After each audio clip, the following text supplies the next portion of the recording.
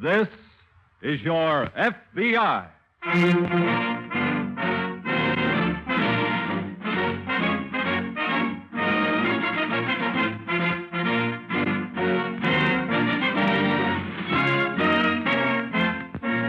This is your FBI, an official broadcast from the files of the Federal Bureau of Investigation, presented as a public service by the Equitable Life Assurance Society of the United States. To your FBI, you look for national security, and to the Equitable Society for financial security. These two great institutions are dedicated to the protection of you, your home, and your country.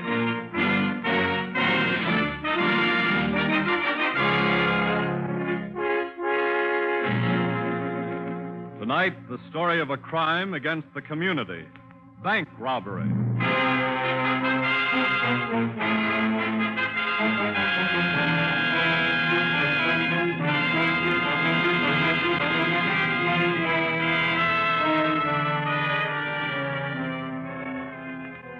A man walks into a bank, holds up a teller, and walks out a few minutes later with thousands of dollars.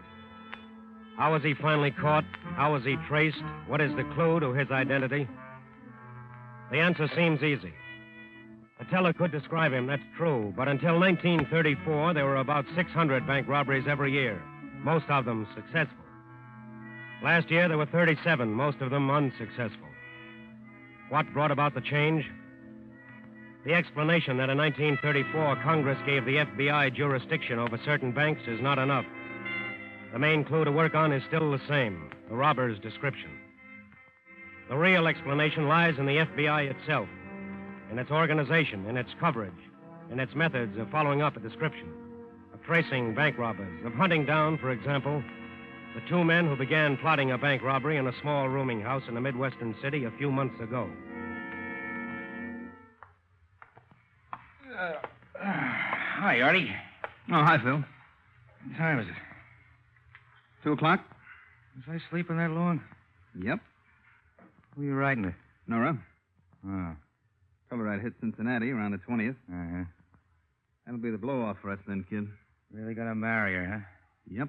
Then what? Then I lay off for a couple of years. That's for squares. So I want it. Where are you gonna take her? Got a spot all picked out, kid. Up in Minnesota. Nothing to do all day but fish and hunt. Yeah. Just cigarettes. On the table. She know about you and larceny? Nope. And she ain't gonna. Hey, what's in this box? Look out for that. Huh? Handle it real easy. It's loaded with dynamite. Real dynamite? Yep. I've been working on it all morning. What for? It's Betsy. What? She's gonna go with us on the bank job tomorrow. I don't get it. You figuring on blowing the joint up? Nope. She just makes the job easier. Look, Artie. Let me give you the setup. We take Betsy into the bank with us. Uh-huh. I hand one of the tellers a note. Yeah? The note says if he don't hand over all his cash, Betsy will go off in his kisses. And you go with it. No. He ain't that brave. He hands over the cash. Look, what's the matter with using a gun? It's for kids. This makes it a nice, quiet, clean operation. Oh, wait a minute. I ain't gonna... Phil, that's how we're gonna do it, see?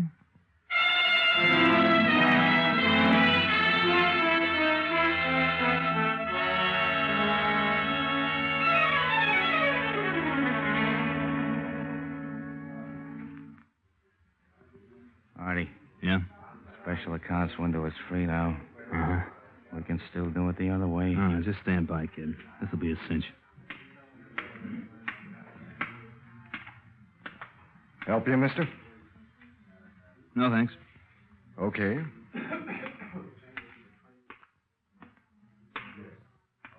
Good afternoon, sir. Good afternoon. Are you making a withdrawal? Yeah. Well, may I have your passbook, please? I don't think you'll need it. I beg your pardon? Just read this note. What? Read it. If this is some sort of a joke... It's no joke, mister. Don't try any funny stuff. I wasn't going to. Betsy here wouldn't like it. She could go off real easy. Well? How much do you want? Everything you've got. Singles, too? Everything. Use that money bag there. Yes, sir. Hurry up. That That thing won't go off by itself, will it? It might. Just keep on moving. Yes, sir. Don't forget them 20s. I was just putting them in. There, that's all the currency. Do you want the silver, too? Nope. Just give me the bag. Yes, sir. Remember what the note said about not giving any alarm. I know. You better let me have that note. Oh, of course. Here. Thanks. So long, chum.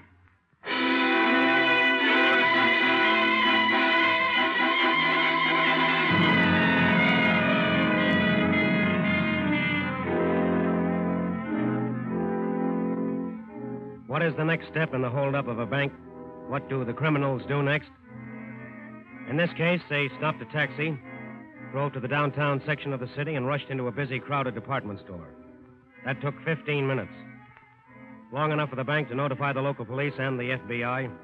Long enough for the teller to give a description of the robber. Long enough for both robbers to have disappeared before the FBI and the police could throw a cordon around the department store. 15 minutes and the trail was cold except for a description of the man.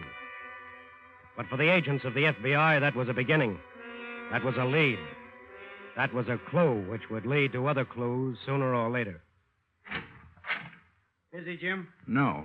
Come in, Ray. Thanks. Any further developments? No. No trace of either one of them. Well, they probably went in one door of that department store, not another. Yes. Did you get a description of that second man? Not a very good one. The teller gave us a detailed picture of the first one, though. The one with the dynamite? Yes. Was it given to the police? Yes, they're sending out a general alarm. Good. Fowler speaking? Oh, yes, Sergeant. Yes. Yes, go ahead. Want to take this down, Ray? Sure. Black Chevrolet sedan. 4-door? 2-door. Got it. 1940 model. Illinois license plate Y235. Y235. Stolen from employee's parking lot. Where? Behind the Federal Building. Thanks, Sergeant. We'll put that on the teletype right away. That might be the getaway car, Ray. The Federal Building is in the same block as that department store. Yes. Well, it sounds like we've got work to do.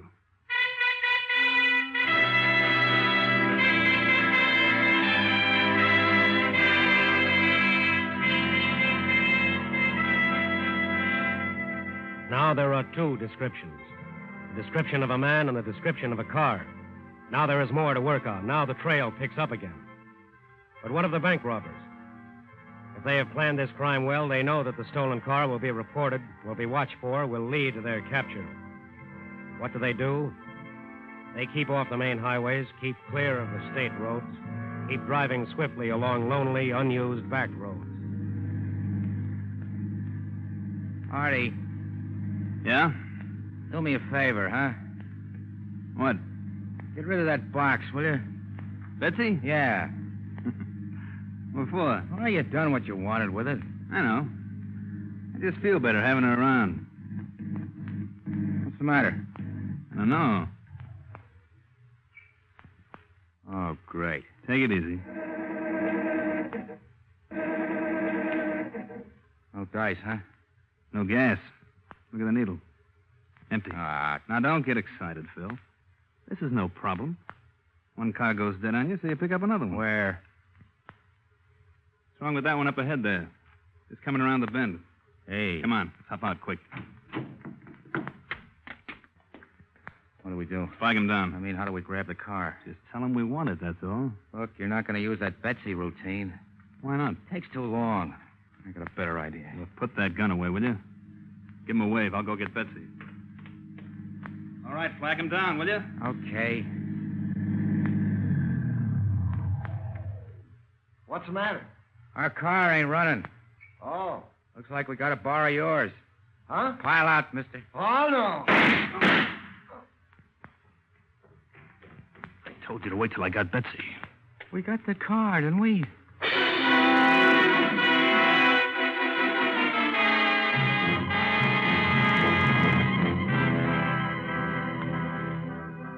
When the FBI works on a case, it does not work alone. It has the cooperation of the local police in the city, in the surrounding counties, and the whole state if necessary. It was a local policeman who found the wounded man and telephoned in his report. Immediately, the special agents checked the engine number of the abandoned car, checked on the man who was shot, found that he had a car, and broadcast a description of it. It wasn't long before that broadcast got results. Bardo speaking. Hello, Jim. Ray? Yes. We've traced our men across the line into Missouri. Are you sure? Positive. They held up a farm family in Monticello, took some food from them, and stole their car. How about the car belonging to the man who was shot? They abandoned that. The sheriff who reported it checked the motor number. I see. How badly was that man wounded? I think he'll pull through. I hope so. Ray, Yes? what's the dope on this latest car they took? 1938 Ford. We've got all details on it. An alarm has been sent out. Good. Another small lead. Hmm?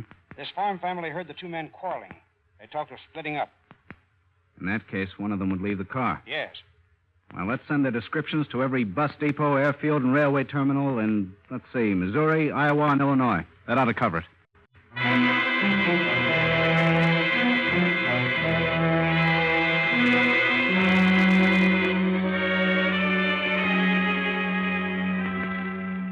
The more stops a criminal makes in his flight, the more perfect is the description he leaves behind him.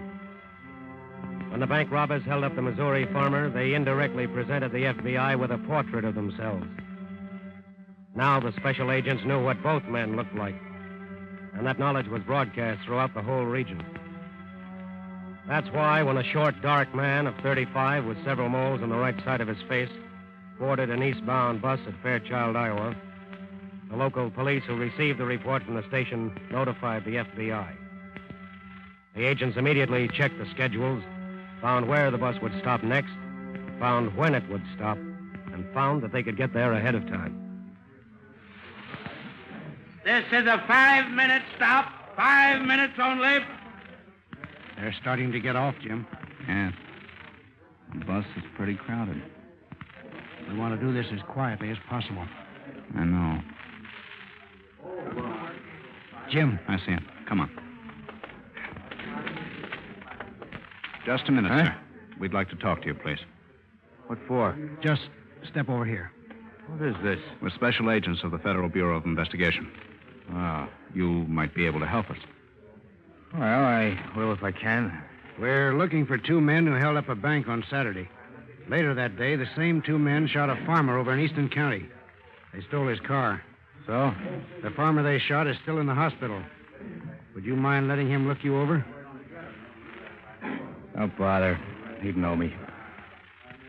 Never mind the frisk. I'm clean. How about money? From the job? Yes. I got my cut. What's your name? Bardo, Phil Bardo. Where's your partner? I don't know. We split up the other side of Fairchild. What was his name? Told me it was Artie Clinton. Where was he headed? He was going to see a dame in Cincinnati. Where in Cincinnati? I don't know. What about that dynamite gadget? You mean Betsy? Betsy? That's what he called it. Oh. He kept that with him, which was okay with me. Well, Jim, at least we can tell Washington headquarters that one of them is in custody. Yes. But Arthur Clinton and Betsy are still at large. That means this case is still pure dynamite.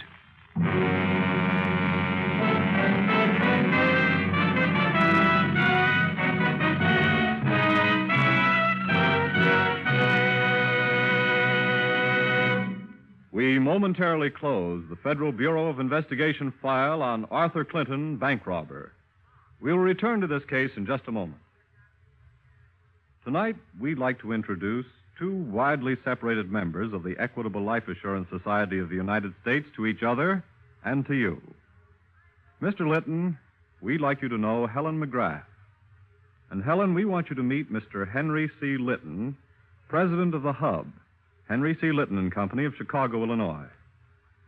Having attained the remarkable age of 98 years, Mr. Litton ranks as a senior member of the Equitable Society. Helen is one of our youngest and newest members. Yesterday, she was 4 months old. Mr. Litton, when you became an Equitable member in the year 1861, the Society was facing its first great crisis, the financial difficulties brought on by the Civil War. Since then, the Equitable Society has continued to grow and expand through 3 more wars and 7 major depressions. And so, Mr. Litton, After your 73 years' experience with the Equitable Society, we think you could tell little Helen McGrath that her father showed excellent judgment in making her a member of this society. You can assure her also that as long as she lives, the funds of her society will be put to work in many different ways that will benefit her and her family. Equitable dollars are invested in the farms that help feed her, and in industries which provide jobs for her father and millions of other fathers. By serving its members, old and new, the Equitable Society serves America. And now, back to the file on Arthur Clinton, bank robber.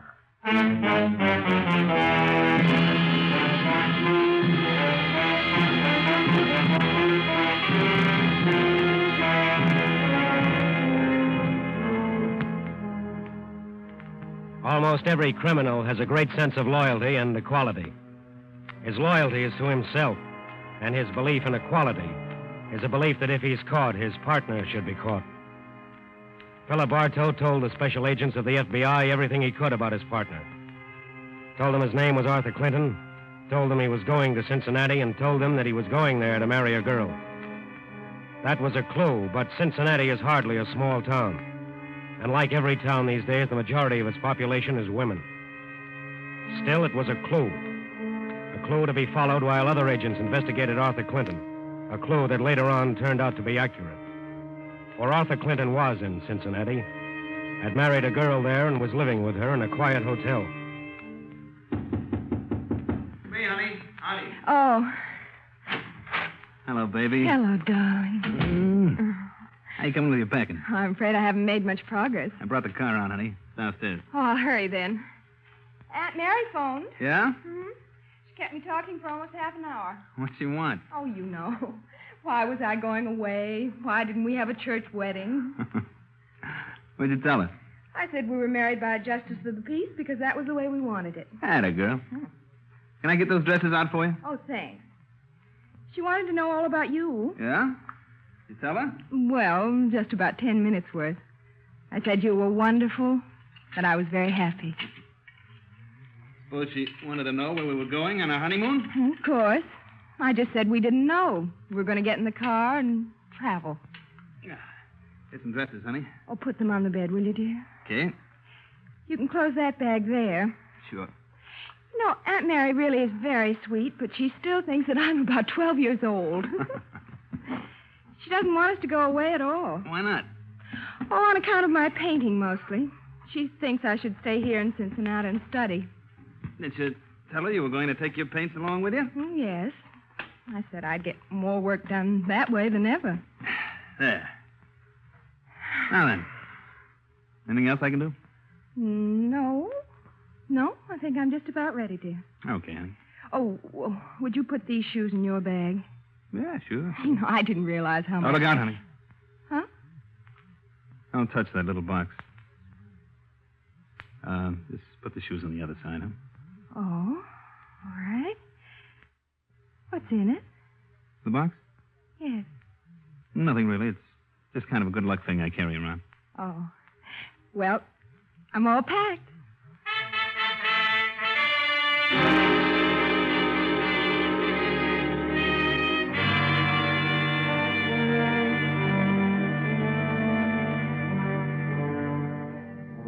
The description of a criminal can sometimes lead to his capture. But the chances are better if that description can be checked against something else.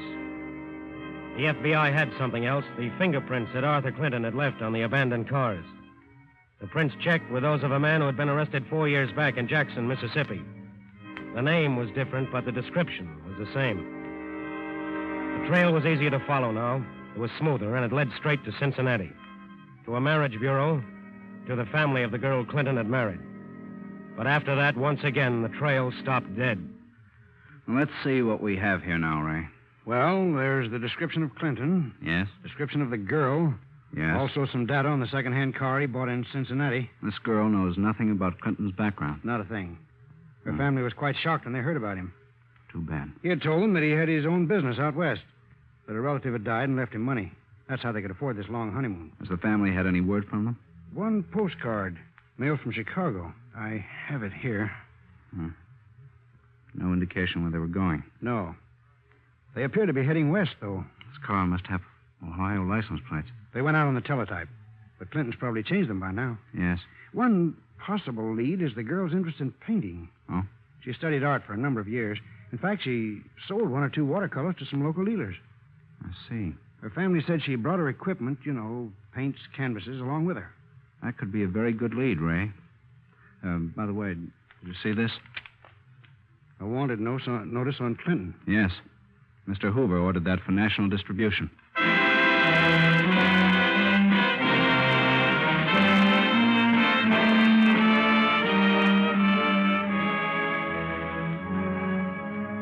In cities, in towns, in villages, wanted notices for Arthur Clinton appeared, and local police were on the lookout. But the FBI did not stop there. At the same time, special agents went to every art material store in the region and left photographs. 2 photographs, one of Clinton and one of his wife. Then there was nothing to do but wait. Wait for what had to happen sooner or later. Wait for what finally happened in Duluth, Minnesota.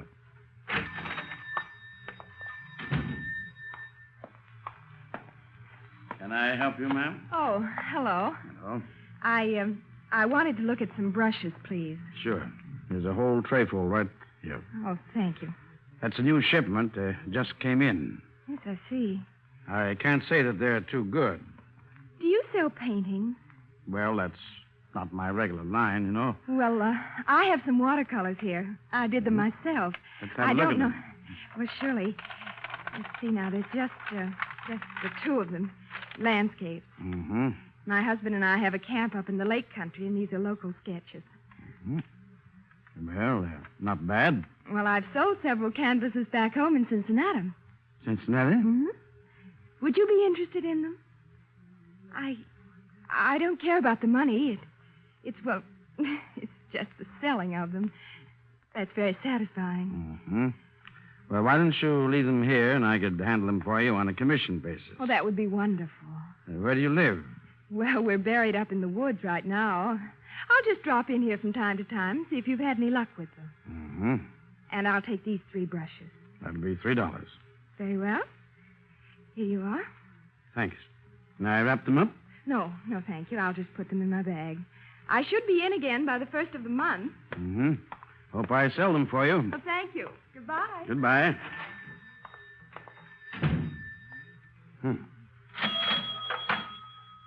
Cincinnati. Hey, miss! Miss! Oh. Operator, get me FBI headquarters.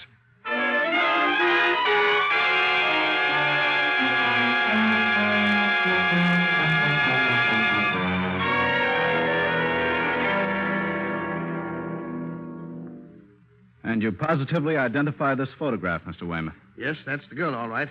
Oh, what a fool I was. Her signature is on both these landscapes, Jim. I let her walk right out of here. Did she say she'd return? Yes, she said she'd drop in. I don't think we can wait for that. Gentlemen, I wish that there was some way... Mr. Weymouth. Yes? These landscapes. Where did she say she'd painted them? Why, right up near their camp. Are you familiar with the country around here? Of course, I know every inch of it. That's what makes me so mad. If she'd told me where that camp was... I think she has. Huh? If these scenes are near her camp, you should be able to recognize them, right? Say, I never thought of that. Do they look familiar to you, Mr. Weymouth? Let me look at them again. Surely.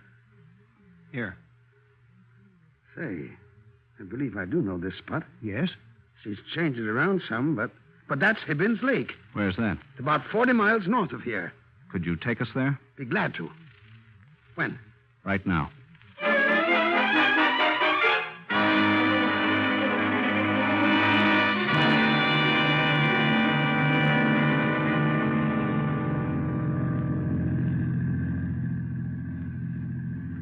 Well, this is the day, honey.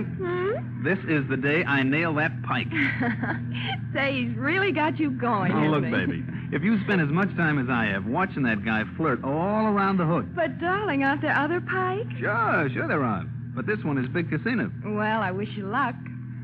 You want to come out in the boat with me? No. Huh? Mm-mm. I want to finish that watercolor of the hills. How's it coming? Oh, I've changed it about 4 times.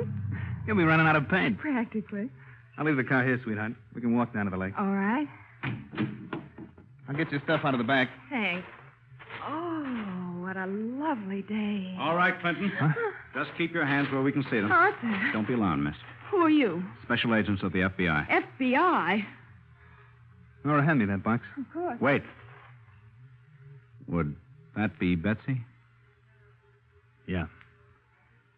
Never mind, honey.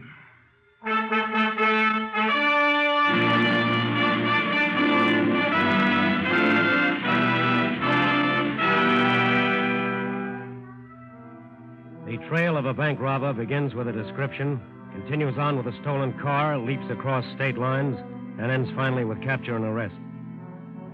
Along that trail are clues, good and bad, big and small, right and wrong. The agents of the FBI follow them all. That thoroughness is a great factor in its success. But there is another, a vitally important factor that must never be forgotten. It's in every region, every area, every section of this country. Local policeman, sheriff, and deputy in the entire nation.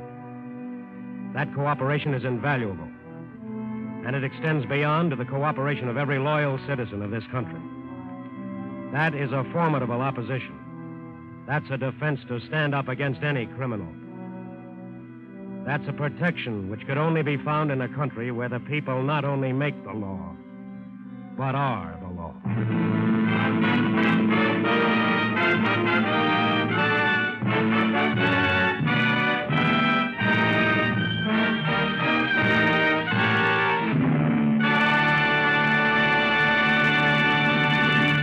You'll hear about the file on next week's case in just a moment.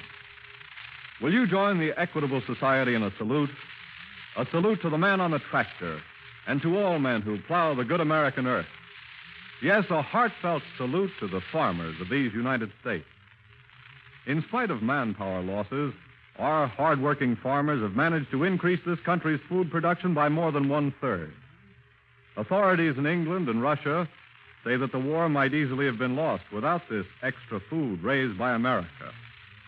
Today, as it has for many years, the Equitable Life Assurance Society of the United States is lending the farmer a helping hand.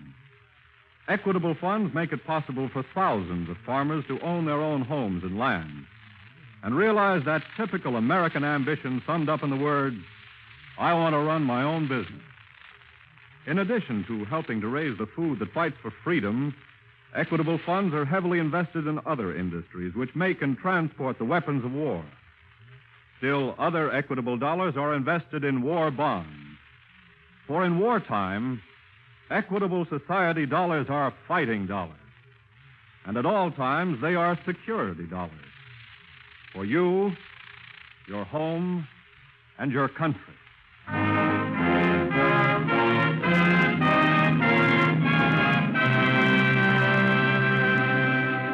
Next week, a crime against the nation. Espionage.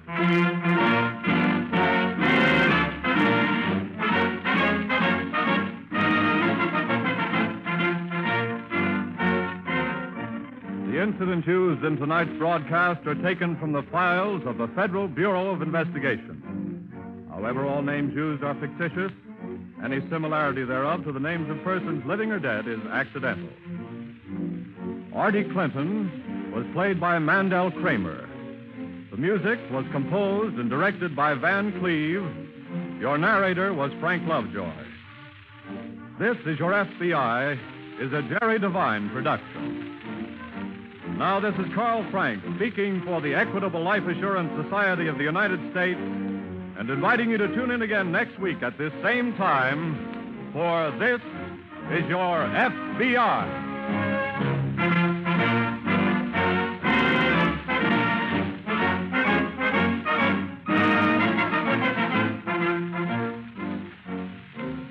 This is the Blue Network of the American Broadcasting Company.